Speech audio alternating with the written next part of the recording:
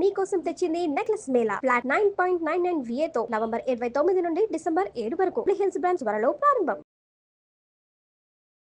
నమస్తే రమ్మగారు. నమస్తే చే రమ్మగారు, వస్తువు వినియోగం సాధారణంగా మనం ఏమనుకుంటాము, ఏదైనా బాగోలేదు పనికి రాదు అనుకుంటే దాన్ని తీసేసేయండి, అంటే ఇంట్లో డంప్ని ఎక్కువ ఉంచుకోవద్దు, ఎప్పటికప్పుడు క్లీన్గా ఉంచుకోవాలి అని ఫీల్ అవుతూ ఉంటాం కదా. కానీ అన్ని వస్తువులు అంటే ఇప్పుడు పడకపోవచ్చు, కొన్ని రోజుల తర్వాత ఆ వస్తువుతో మనకి ఏదైనా ఒక ఉపయోగం రావచ్చు. అలా పడేసుకుంటూ పోలేం కదా అనేది ఒక క్వశ్చన్. అన్ని వస్తువులు అసలు పడేయొచ్చా? కొన్ని పడేయకూడదు, మనకు ఉపయోగం ఉన్నా లేకపోయినా ఇంట్లో ఉంచుకోవాలంటే సెంటిమెంటల్గా ఆలోచించే తత్వం కూడా ఒకటి ఉంటుంది. ఏమంటారు? ఎన్ని వస్తువులు టీవీ కొంచెం కొత్త వెర్షన్ రాగానే ఇది తీసేస్తాం కదా. ఫోన్లు 2 ఏళ్ళు అయ్యేసరికి అవి స్లో అయిపోతాయి, పారేస్తాం. ల్యాప్టాప్లు 3 ఏళ్ళు అయ్యేసరికి స్లో అయిపోతుంది, పారేస్తాం. పారేసి ఇవన్నీ ఎక్కడికి వెళ్తాయి? పారేసాక వీటిని పారేయాలి. ఇక మనం బట్టలు, ప్లాస్టిక్ వస్తువులు, గాజు సామాన్లు, ఇంట్లో వాడుకునే వస్తువులు, కర్టెన్లు, దుప్పట్లు, చెప్పులు, బూట్లు అన్నీ పారేసేవే. పాడవవు కానీ పాతవైతాయి, పడేయాల్సి వస్తుందంటే నీకు నచ్చదు అది వాడడం. అది ఎవరు వాడుకుంటారో వాళ్ళకి ఇవ్వడం, అది ఈజీ మెథడ్ కదా. వస్తు వినియోగం ఇదివరకటికి ఇప్పటికీ ఎక్కడ తేడా వచ్చిందంటే, ఇదివరకు ఇంత బజార్ లేదు, ఇంత కొనుక్కునే అవకాశాలు లేవు, జనం దగ్గర ఇంత డబ్బు లేదు, స్పెండ్ చేయడానికి కాకపోతే ఇంకెందుకు అనే ఆలోచన ధోరణి ఇది వరకు లేదు. వెనక్కి పెట్టి బంగారము, తర్వాత ఏమో ఇళ్ళు, వాకిళ్ళు, పొలాలు కొనుక్కునేవాళ్ళు. ఇప్పుడు మన దగ్గర ఉన్న డబ్బులకి బంగారం రాదు, ఇళ్ళు వాకిళ్ళు రావు. బట్టలు వస్తాయి, చిన్నవి పన్నవి ఎలక్ట్రానిక్ గూడ్స్ వస్తాయి, తాత్కాలిక అవసరాలకి పనులకి యూజ్ అవుతాయి. అందుకని మనం అవి కొనుక్కుంటూ ఉంటాం. ఒక ఇంట్లో 2 AC 3 AC ఇస్త్రీ బాక్సులు, 2 వాషింగ్ మెషిన్లు, 3 AC టీవీలు, పిల్లలుంటే అవి 3 ఏళ్ల పిల్లాడికి ఒక సైకిలు, 6 ఏళ్ల పిల్లాడికి ఒక సైకిలు, 10 ఏళ్ల పిల్లాడికి ఒక సైకిలు, నాన్నకి ఇంకో సైకిలు, అమ్మకి ఇంట్లో తొక్కుకోవడానికి కూడా ఒక సైకిలు, అలా కనపడుతూ ఉంటాయి. ఇదంతా రద్దే కదా. చివరికి అదే పోతుంది. ఎందుకు ఒక ఏడాది పోతే పిల్లాడు పెద్దవాడు అయిపోతాడు అని అనిపించదు. అందువాడు చిన్నపిల్లాడు సైకిల్ తొక్కుతున్నాడు, మనకు మాత్రం వద్దా అనిపిస్తుంది. ఎక్కడైనా కనపడితే పిల్లాడు పరిగెత్తుకుంటూ వెళ్ళి సైకిల్ మీద ఎక్కుతాడు, దాన్ని సరదా కోసం తెస్తాం. కొన్నాళ్ళకి పాత పడుతుంది, ఎవరికి ఇవ్వలేము, పారేయలేము, ఇంట్లో పక్కన పెడుతూ ఉంటాం. పిల్లల ఆట బొమ్మలు, పిల్లల వస్తువుల మీద ఎంత భ్రమ ఉందో ఎంజాయ్. ఇప్పుడు ఎంత ఎనర్జీయో, ఎంత డబ్బు దండగో, ఎంత వేస్టో, అసలు భూమిలో కలవు ఒక్క వస్తువు కూడా. కష్టసాధ్యమైన సంగతి. అయితే ఇప్పుడు బట్టల సంగతి చూద్దాం. ఇదివరకు ఓ పాత చీర ఉంటే, పాత చీర కట్టుకున్నాక చీర పాత పడితే పిల్లలకు ఉయ్యాలేయచ్చు, నడుం కింద వేసుకోవచ్చు, ఎక్కడైనా వేసుకోవచ్చు, లేకపోతే కాస్త కప్పుకోవచ్చు, 3-4 చీరలు కలిపి ఒక బొంత కుట్టచ్చు, ఏవో బోల్డ్ చేసేవాళ్ళు. ఇప్పుడు అసలు చాలా చీరలు ఎందుకు పనికిరాదు, దాంతో తడి పీల్చదు, ఏ పిల్లాడికి ఉయ్యాల వేయలేము, కూడా పనికిరాదు. పనికిరాని చీరలు మన బీరువా తెరిస్తే మనకే కనపడతాయి గోల్డ్. ఆ కూడా 4-5 సార్లు కట్టుకోవడానికి కనిపిస్తుంది. మళ్ళీ రేట్ ఏం తక్కువ ఉండదు. అవునండి, రేటు తక్కువ ఉండదు. పాతకాలపు బట్టలు అవి ఏదో భలే హాయిగా ఉండేవి, మెత్తగా. నేను అదే గుర్తు చేసుకుంటుంటా, మా నాయనమ్మ చీర గుర్తొస్తుంది. మా నాయనమ్మ గారి దగ్గర ఉన్న ఒక పట్టు చీర, నాయనమ్మ పోయే 86లో పోయినట్టున్నారు. నేను ఇప్పటికీ మడి కట్టుకుంటున్నాను ఆ చీర. అబ్బా, క్వాలిటీ మడికి. నా దసరా మడి వంటకి మా నాయనమ్మ పర్పుల్ కలర్, వైలెట్ కలర్ పట్టు చీరే. అక్కడక్కడ 2-3 చిరుగులు పడ్డాయి, నా మడికి ఏమీ ఇబ్బంది లేదని భావించేస్తాను నేను మడిలో ఉండగా ఎవరితో చూడండి, ఎవరినో మాట్లాడి బయటకు వెళ్ళను కాబట్టి ఓకే. అంత పాతది. ఇప్పుడు నేను కొనుక్కునే పట్టు చీర 10,000 రూపాయల చీర అయినా సరే 2 సార్లు తడవంగానే దాని మొత్తం జీవితం అంతా నీళ్ళలోకి వెళ్ళిపోతుంది. దాని 10,000 లైఫ్ నీటిలో ఉంటుంది అంతే, దాంట్లో ఏం ఉండదు. ప్రపంచం అలా పోతుంది. వస్తు వినియోగం చాలా కేర్ఫుల్గా చేయాలి. కొన్ని విషయాల్లో మనం ఈ వస్తువు ఇవాళ కొనకపోయినా నష్టం లేదు, దీన్ని ఇంకొక 4 రోజులు వాడుకోవచ్చు, అలా భావించే వస్తువుని కొనుక్కోవాలి. ఇప్పుడు ఈ బోల్డని ఫ్యాక్టరీలు ఉన్నాయి, కంపెనీలు ఉన్నాయి, వీళ్ళందరూ ఏం చేస్తారండి మనం కొనుక్కోకపోతే? మొన్న కూడా ఒకళ్ళు నన్ను అడిగారు, ఇట్లా మీరు షాపింగ్ చేయొద్దంటారు, మరి వీళ్ళంతా ఏమైపోవాలి అని. వాళ్ళ సంగతి పక్కన పెట్టు, నువ్వేమైపోతావు? భూమి ఇదేమైపోతుంది? ఇదే కదా రేపొద్దున మన జీవితాలకు ఆలవాలం. మన పిల్ల జల్ల మన మనవలు ముని మనవలు మనకలాగా అయినా బతికుండాలి కదా. మనలాగా 60 సంవత్సరాలు వచ్చేదాకా హెల్దీగా శుభ్రంగా ఉండాలా వద్దా? మునిమనవల కోసం కూడా ఆస్తులు సంపాదించి పెట్టే మహానుభావులు ఉన్న మన దేశంలో మునిమనవల నాటికి మంచి గాలి ఉండాలని నేను ఆశించడం తప్పు కాదు కదా. ఇది పెద్ద కోరిక కూడా కాదు. నువ్వు అందరి పొట్టలు కొట్టి ప్రతి వాడి జీవితము పాడు చేసి నీకు అందుబాటులోకి వచ్చిన ప్రతిదీ లాక్కుని గ్రాప్ చేసి 30 తరాల వరకు సరిపోయే సంపదని సంపాదిస్తున్న ప్రజలున్న దేశం మంది. ఇప్పుడు ప్రపంచమే అలా ఉంది. అసలు మన మనవల్నే మనం చూస్తామో చూడమో మనకు తెలియదు, రేపు చూస్తామో లేదో తెలియదు. అయినా డబ్బులు పోగు చేయటం మనం. ఆరోగ్యాన్ని పోగు చేయండి. ప్రపంచానికి మంచి గాలి వెలుతురు కావాలని ఆలోచించండి. నా పిల్లలు నా మనవలు కూడా స్వచ్ఛమైన గాలిని కొంచెమైనా పీల్చాలని ఆలోచించండి. డబ్బులు అక్కర్లా, ప్రకృతి మీద ప్రేమను చూపించాలి. గాలి కావాలి. వెదవ డబ్బు లేకపోతే పీడా పోయి వాళ్ళ దగ్గర రేపు పొద్దున వస్తుంది. గాలి ఎక్కడి నుంచి వస్తుంది? వాళ్ళు లేకపోతే రేపు లేదే, మనం లేదు కదా, రేపు లేదు, ఇంకా రేపు అసలు లేనే ఉండదు కదా. ఇంకా అందుకని దానికోసం జాగ్రత్త పడండి. మనం వస్తువులు కొనకపోతే ఎవరికి నష్టం లేదు, ఏం పర్వాలేదు. నేను ఒక చిన్న మాట చెప్తాను, ఇక్కడ గుర్తొచ్చింది నాకు. మా మూడో అక్కయ్య కొంచెం మంచి ఇంజనీరింగ్ బ్రెయిన్, చిన్న ఐడియాలు బాగా చేసేదన్నమాట. టూత్పేస్ట్ కొనుక్కొచ్చేవాళ్ళం.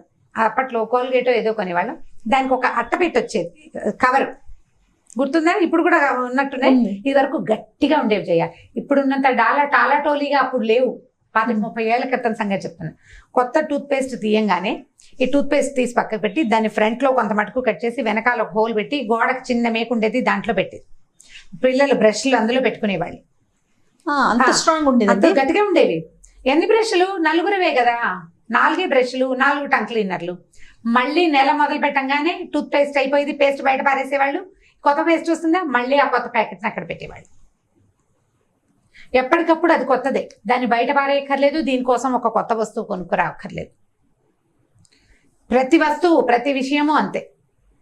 బాత్రూంలో ఇప్పుడు మనం బోల్డ్ అని సోప్ కేసులు అవి కనపడుతుంటాయి సబ్బు పెట్టుకోవడానికి. ఈ పిల్లలు కూల్ డ్రింకులు తాగితే అవి వాడు మా అక్కయ్య గారు పట్టుకొచ్చేవాడు మూతలు. ఒక 2 మూతల్ని సబ్బు కింద అంటించి పెట్టేది మా అక్కయ్య, సింక్ మీద పెట్టుకోవడానికి.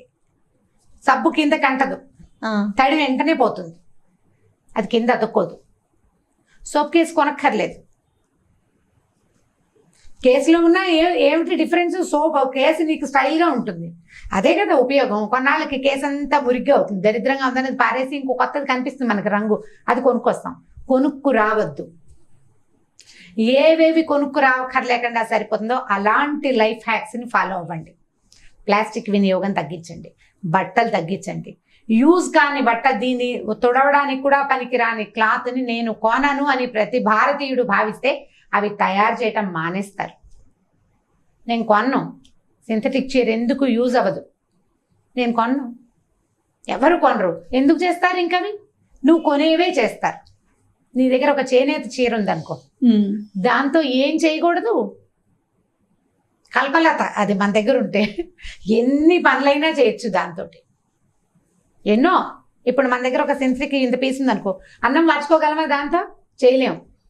దాంతో చేయగలిగే నాకైతే ఒకే ఒక ఉపయోగం ఉంది, ఉప్పుడు రవ్వను అందులో వేసి పిండి చక్కగా వస్తుంది, అది తప్ప ఏ ఉపయోగం ఉండదు దానివల్ల. ఉపయోగించే వస్తువులని కేర్ఫుల్గా కొనండి, రీయూజ్ చేసుకోగలిగేది. ఎవరికైనా ఇస్తే వాళ్ళు కూడా వాడుకోగలిగే ఆలోచన చేయండి. ఇతరత్రా పిచ్చి పిచ్చి వస్తువులు కొనద్దు. దీని మీద ఒక జాతక కథ ఉంది, చెప్తాను. ఆ కథ చాలా నచ్చింది, దానికోసమే ఇంతసేపు మాట్లాడాల్సి వచ్చింది. అసలు బుద్ధుడి కాలంలో ఆయన ఒక ఆరామంలో ఉండేవారు. అయితే ఈ ఆరామంలో ఉండే భిక్షుకులందరికీ వస్త్రాలు ఉండేవి కదా, ఇట్లా పైన కట్టుకుంటారు కదా వాళ్ళు, ఆరెంజ్ కలర్ది చీవరం అంటారు దాని పేరు. ఒక భిక్షువుకి 3 చీవరాలు ఉండాలట. 3ని మించి వాళ్ళు క్యారీ చేయకూడదు, ఉంచుకోకూడదు, వస్తువులు దాచుకోకూడదు కదా, సన్యాసం పుచ్చుకున్నారు కదా వాళ్ళు. అయితే ఒక బౌద్ధ భిక్షు ఒకరోజు బుద్ధ దగ్గరికి వచ్చాడు. ముని, నా చీవరం చిరిగిపోయింది, నాకు కొత్త చీవరం కావాలి అని అడిగట. అయితే చీవరాలు చిరిగిపోయినాయి, పాతవి 2 అయిపోయినాయి, 3వది కూడా అయిపోయింది, ఇది బాగా శల్యావస్థలో ఉంది. బుద్ధుడు కూడా స్వయంగా తన చీవరం వస్త్రం చిరిగిపోతే కుట్టుకుని కట్టుకునేవాట. ఆయన ఒకప్పుడు రాజకుమారుడు, అలాంటి వాడు కూడా చిరిగిపోతే మళ్ళీ కుట్టుకోవాలి, అది పారేసి కొత్త తెచ్చుకోకూడదు, చిరిగిన దాన్ని కుట్టుకోవాలి. అప్పుడు ఆయన బుద్ధుడు అడిగేట ఇతన్ని, భిక్షు నీ వస్త్రాన్ని ఏం చేసావు నువ్వు అని అడిగితే మొదట చిరిగిపోయింది, ఏం చేసావు, కుట్టుకున్నాను. తర్వాత ఇంకా చిరిగిపోయింది, తర్వాత బాగా చిరిగింది, కట్టుకోవడానికి వీలుగా లేదు, చాలా కుట్లు పడ్డాయి, ఎక్కడైనా కూర్చుంటే పిగిలిపోతుందని దాన్ని మడతలుగా వేసి పడక కిందకి వాడుకున్నాను. రెండవ ఉపయోగం, మొదట కట్టుకున్నాడు, కుట్టాడు కొన్నిసార్లు, అది ఇంకా కుట్టుకి లొంగటం లేదు, లొంగకపోయాక ఏముంది, దగ్గరగా మడత పెడితే మెత్తగా ఉంటుంది, కూర్చునేటప్పుడు వేసుకోవడానికి కూర్చోవడానికి వేసుకున్నాను, తల కింద వేసుకున్నాను, పడుకోవడానికి వాడుకున్నాను. సరే, దాని తర్వాత ఏం చేసావు ఆ వస్త్రాన్ని? దాని తర్వాత ఏముంది, ఆ తర్వాత చిన్న చిన్న ముక్కలుగా కూడా చిరిపోయింది, క్రమంగా పిగిలింది. తర్వాత ఏం చేశానంటే దాన్ని తుడుచుకోవడానికి వాడుకున్నాను, నేల తుడుచుకునేవాడిని. నేను పడుకునే చోట, నేను ఆహారం తిన్న చోట నేల తుడవటానికి వాడాను. అంటే నేల తుడిస్తే పాడైపోదు కదా, అయినా ఉంటుంది కదా వస్త్రం, ఉంటుంది. క్రమంగా ఏమైంది, అది మెల్లిగా పోగులుగా విడిపోతుంది. వస్త్రం పోలంగా లేదు, పోగులుగా విడిపోతుంది. మరి ఆ పోగులతో ఏం చేసావు, పోగుల్ని సెపరేట్ చేసి నలిపి దీపం పెట్టుకోవడానికి వాడుకున్నాను. దీపాలు పెట్టేసుకున్నాను కాబట్టి నా చీవరం పని పూర్తిగా అయిపోయింది. ఇక చీవరం నాకు అసలు నా చేతిలో కూడా లేదు అని చెప్పగానే బుద్ధుడు అన్నట, నీకు చీవరాన్ని తీసుకునే అర్హత వచ్చింది, తీసుకొని ఒక కొత్త చీవరం అతని చేతిలో పెట్టాడు. ఒక వస్తువు తాలూకు మ్యాక్సిమం యూటిలిటీ చివరి వరకు వాడడం. పిల్లలకి నోట్బుక్స్, పుస్తకాలు ఇస్తామా, నోట్బుక్స్ సగం రాసాక కొత్త పుస్తకం కావాలంటారు. ఇందులో ఉన్న పేజీలని ఏం చేయాలో తెలియదు. ఆ పేజీలను తీసి మనం చక్కగా కుట్టి ఏదైనా కవర్ చేసి ఇస్తామంటే టీచర్లు కూడా ఒప్పుకోరు. కొత్త బుక్ పెట్టు అని వెంటబడే టీచర్లను చూస్తే ఎంత కోపం వస్తుందో నాకు. ఎందుకు కొత్త పుస్తకం పెట్టిస్తారు?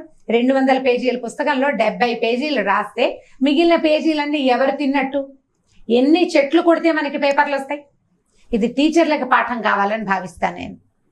వెనకాల పేజెస్ ఉన్నాయి, చక్కగా పిన్ చేసి వాడుకోండి.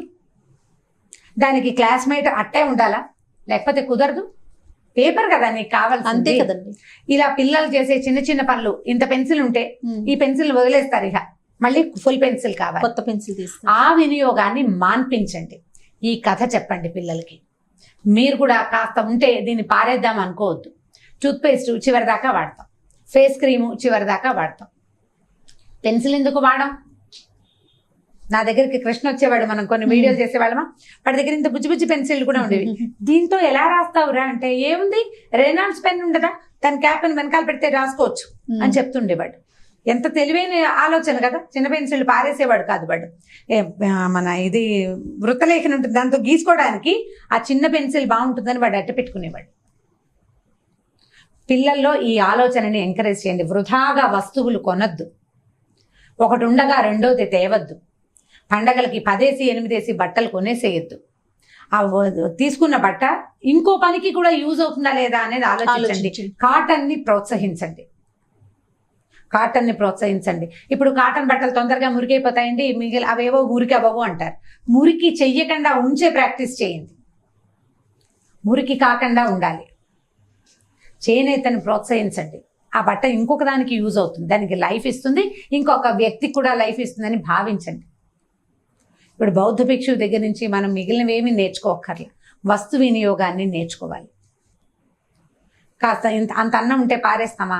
రాత్రి అన్నం అంత అన్నం మిగిలింది, పొద్దున ఎందుకు కాస్త పెరుగు కలిపి అందులో చిన్న తిరగమాతేసి అన్నాల దగ్గర పెట్టేస్తే సరిపోతుంది కదా, దద్దోజనంలాగా ఉంటుంది, వెరైటీగానే ఉంటుంది. దీన్ని పారేయడం ఎందుకు? ఇంత పప్పు మిగిలింది, ఒక గోధుమ పిండిలో పెట్టేసేయండి, చిన్న పరోటాలాగా వత్తేయండి. తెలియని కూడా తెలియదు, అది రాత్రి పప్పు అని నువ్వు చెప్తే తప్ప. పారేయద్దు. పారేయాల్సిన వస్తువుల్ని కొనకండి. ముందు పొదుపుగా చేసుకోవటం నేర్చుకోవటం. ఇప్పుడు ఇందులో పొదుపు లేదు. ఇది పొదుపు కంటే ప్రధానమైనది జాగ్రత్త. ఇది మన ఫ్యూచర్ ని బాగా జాగ్రత్త. ఇప్పుడు పొదుపుకి ఏముంది? నువ్వు డబ్బులు పెట్టద్దు అంటలేదు, ఖరీదైన వస్తువు కొనుక్కోండి. ఎక్కువ కాలం మందికి ఉండే వస్తువు చూసి కొనుక్కోండి. 2 ఏళ్లలోనే మార్చేసేది కాకుండా ఒక 5 6 10 సంవత్సరాలు ఉండేలాగా మంచిదే. డైనింగ్ టేబుల్స్ మార్చేస్తారు, దీపావళికి సోఫాలు మార్చేస్తారు. ఎన్ని మార్చేస్తావు? ఈ రద్దంతా ఎక్కడికి వెళ్తుంది? ఓ 10 ఏళ్ళైనా సోఫాకి లైఫ్ ఇవ్వద్దు, 10 సంవత్సరాలైనా ఈ రద్దంతా ఎక్కడికి వెళ్ళాలి? ఇదంతా మన నెత్తి మీద బరువు అని తెలుసుకోండి. మన భూమిని పాడు చేస్తుంది, మన పిల్లల మనవల భవిష్యత్తుని సర్వనాశనం చేసేస్తుంది. వాళ్ళకి మంచి గాలి నీళ్లు కూడా ఇవ్వవు. నువ్వు డబ్బులు వజ్రాలు ఇచ్చినా ఇవ్వకపోయినా ఎవడికక్కర్లేదు. నా బంగారం అంతా మా మనవరాలకి అని చెప్తుంటారులే మా ఆంటీ ఒక ఆవిడ. నువ్వు బంగారం అయితే పీడపోయేది, ముందు గాలి నీళ్లు కావాలి కదా. వాటిని చెడగొట్టకుండా ఉండడానికి ట్రై చేయండి. ఇప్పుడు మనకు వచ్చిన ప్రస్తుత పరిస్థితుల్లో జాగ్రత్తగా ఉండటం మనకు అలవాటైంది. దీన్ని కంటిన్యూ చేయండి ఖచ్చితంగా. రైట్ రామ్ గారు, ఓకే జయ, నమస్తే. ఈ వీడియో కనుక మీకు నచ్చినట్లయితే లైక్ చేయండి, షేర్ చేయండి. మరిన్ని వీడియోస్ కోసం మా ఛానల్ని సబ్స్క్రైబ్ చేసుకోండి.